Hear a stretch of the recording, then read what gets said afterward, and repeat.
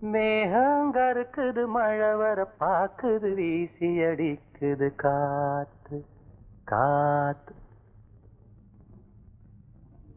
ஏன் நிறுத்திட்டீங்க? சும்மா பாடுனேன்.